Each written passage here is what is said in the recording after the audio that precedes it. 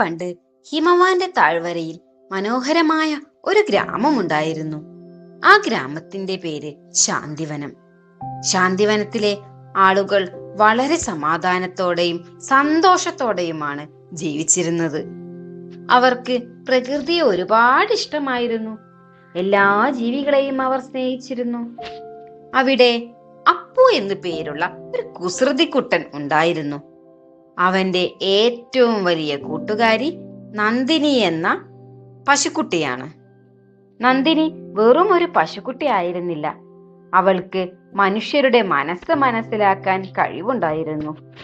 അപ്പുവിന് എന്തെങ്കിലും സങ്കടം വന്നാൽ നന്ദിനി അവന്റെ അടുത്തേക്ക് വന്ന് അവന്റെ തലയിൽ തലോടും.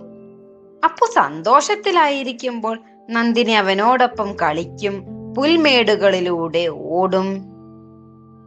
അവർ തമ്മിലുള്ള ബന്ധം വളരെ ആഴത്തിലുള്ളതായിരുന്നു. ഒരു ദിവസം ഗ്രാമത്തിൽ ഒരു വലിയ വരൾച്ച തുടങ്ങി.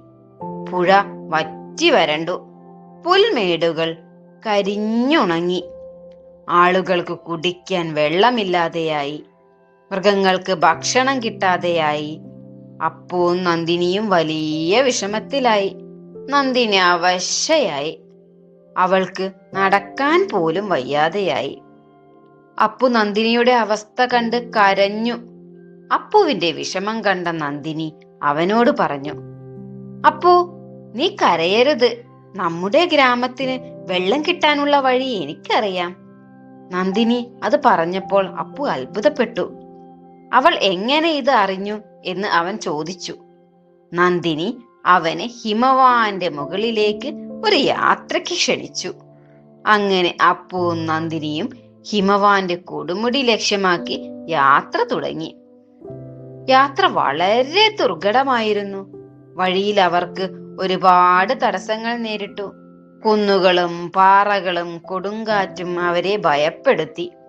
പക്ഷേ നന്ദിനിയുടെ വാക്കുകൾ അപ്പുവിന് ധൈര്യം നൽകി. യാത്രക്കിടയിൽ അവർക്ക് വിശപ്പും ദാഹവും അനുഭവപ്പെട്ടു. അപ്പു തളർന്നു പോയിരുന്നു. അപ്പോൾ നന്ദിനി ഒരു മാന്ത്രിക വേര് അവന് കാണിച്ചു കൊടുത്തു. ഇത് കഴിച്ചാൽ നിനക്ക് ഒരുപാട് ശക്തി കിട്ടും, അവൾ പറഞ്ഞു. അപ്പു അത് കഴിച്ചു. അവന് പുതിയ ഊർജം ലഭിച്ചു. അവന്റെ ശരീരം കൂടുതൽ ശക്തമായി. ഒടുവിൽ അവർ ഹിമവാന്റെ ഏറ്റവും മുകളിലെത്തി. അവിടെ ഒരു വലിയ പാറക്കല്ലുണ്ടായിരുന്നു. നന്ദിനി ആ പാറക്കല്ലിന് മുന്നിൽ നിന്നു. അവൾ അപ്പുവിനോട് പറഞ്ഞു, അപ്പു, ഈ പാറക്കല്ലിന് പിന്നിൽ ഒരു വലിയ വെള്ളച്ചാട്ടമുണ്ട്. അത് താഴെ ഗ്രാമത്തിലേക്ക് ഒഴുക്കണം. അപ്പുവിനത് ഒറ്റയ്ക്ക് ചെയ്യാൻ കഴിയുമായിരുന്നില്ല. അവനും നന്ദിനിയും ഒരുമിച്ച് ആ പാറക്കല്ല് തള്ളി മാറ്റാൻ ശ്രമിച്ചു. അവർ അവരുടെ മുഴുവൻ ശക്തിയും ഉപയോഗിച്ചു. ഒടുവിൽ ആ വലിയ പാറക്കല്ല് താഴേക്ക് ഉരുണ്ടുപോയി. പാറക്കല്ല് മാറിയപ്പോൾ അതിന് പിന്നിൽ നിന്ന് ശക്തമായ ഒരു വെള്ളച്ചാട്ടം താഴേക്ക് കുതിച്ചൊഴുകി. അത് ശാന്തിവനത്തിലെ പുഴയിലേക്ക് ഒഴുകിയെത്തി. ഗ്രാമത്തിൽ വീണ്ടും വെള്ളം നിറഞ്ഞു. വരണ്ട നിലങ്ങൾ വീണ്ടും പച്ചപ്പണിഞ്ഞു. ആളുകൾക്ക് സന്തോഷമായി.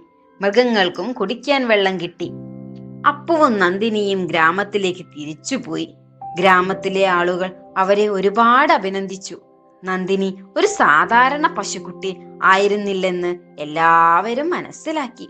അപ്പുവും നന്ദിനിയും എന്നും ഒരുമിച്ച് ജീവിച്ചു. ശാന്തിവനം എന്നെന്നും സന്തോഷത്തോടെയും സമാധാനത്തോടെയും നിലനിന്നു.